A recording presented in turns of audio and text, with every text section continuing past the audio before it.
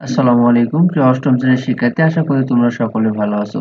অষ্টম শ্রেণীর গণিত বিষয়ের প্রথম অধ্যায় অর্থাৎ প্যাটার্ন এর আজকে আমরা অনুশীলনীর সর্বশেষ অঙ্ক 13 নম্বর অঙ্ক সমস্যার সমাধান করার চেষ্টা করব।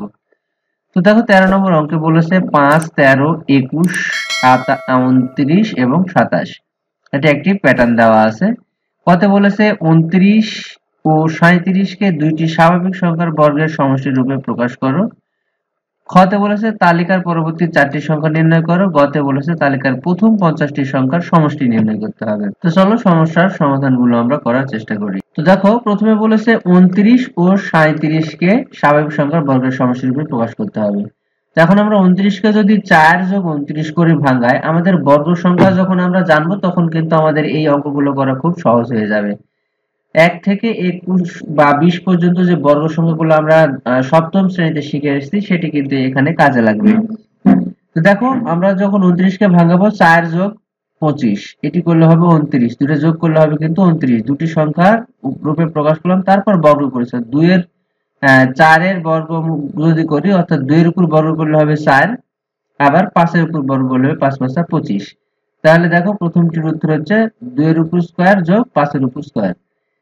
এরপর 37 কে আমরা জানি 1 এর বর্গ 1 এবং 36 এর বর্গমূল হবে 6। তাহলে এখানে 36 যোগ 1 করলে কিন্তু হবে 37। সুতরাং এখানে 1 এর উপর স্কয়ার করছি 2 1 1 1 যোগ 6 6 36। তাহলে এটি হচ্ছে ক এর সমাধান।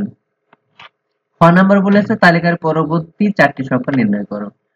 তাহলে যেই প্যাটার্নটি দেওয়া আছে প্রদত্ত তালিকা 5, 13, 21, 29, 37, পাশাপাশি যে সংখ্যাগুলো রয়েছে তার পার্থক্য দেখো প্রতি ক্ষেত্রে। এই 5 থেকে 13 থেকে যদি 5 বাদ দিয়ে 8 থাকবে, 21 থেকে 13 বাদ দিলে 8 থাকবে, 29 থেকে 21 বাদ দিলে 8 থাকবে, 37 থেকে 29 বাদ দিলেও 8 থাকবে। তাহলে প্রতি ক্ষেত্রে পার্থক্য কত? 8। তাই যে কোনো সংখ্যার সাথে 8 যোগ করলে তার পরবর্তী সংখ্যাগুলো পাওয়া যাবে। সুতরাং পরবর্তী সংখ্যা 4টি হচ্ছে, দেখো প্রথম সর্বশেষ কত আছে? 37। 37 এর সাথে 8 যোগ করলে পাবো 45। তাহলে 45 এর সাথে 8 যোগ করলে পাবো 53। 53 এর সাথে 8 যোগ করলে পাবো 61 এবং 61 এর সাথে 8 যোগ করলে পাবো 69। তাহলে যে পরবর্তী 4টি সংখ্যা নির্ণয় করতে বলছে সেগুলো হলো একটা 45, একটা 53, একটা 61 আর একটা হচ্ছে 69। এখন তালিকার গ নম্বর বলেছে তালিকার প্রথম 50টি সংখ্যার সমষ্টি নির্ণয় করতে বলা হয়েছে। তো দেখো এখানে খ লেখা ছিল, এখানে গ হবে। প্রদত্ত তালিকা যেটি 5, 13, 21, 29, 37, পাশাপাশি সংখ্যার পার্থক্য প্রতি ক্ষেত্রে 8 একটু আমরা আগে দেখেছি।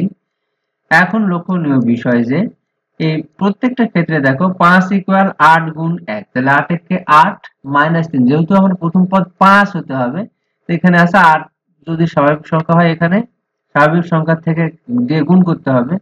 তাহলে আমার ভিত্তি হচ্ছে 8, গুণ করলে হবে 8, কিন্তু আমার সংখ্যা আছে কত? 5।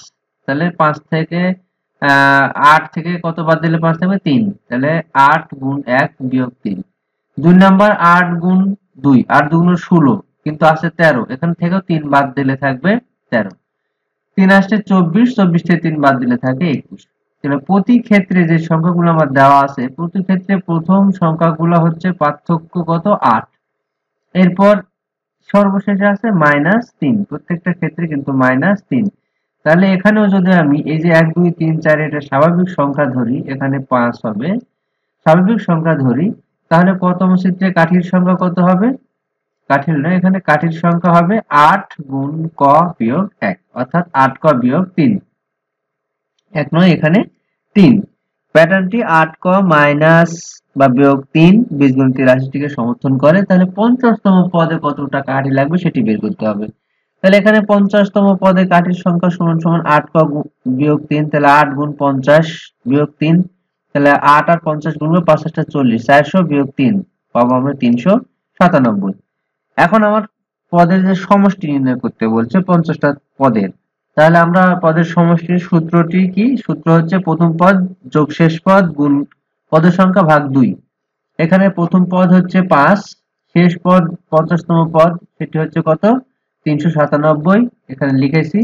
এরপর পদের সংখ্যা কত? যেহেতু 50টা পদ বলছে 50, তাহলে পদের সংখ্যার সমষ্টির সূত্র এখানে লিখেছি এবং সূত্রে মান বসাবো। প্রথম পদ 5, শেষ পদ 397 গুণ পদ সংখ্যা হচ্ছে 50, নিচে ভাগ 2। তাহলে এই 2 কে যদি 50 কে 2 দিয়ে কাটি, 25 দুগুণ 50, আর এখানে 397 যোগ 5 করলে পাবো 402।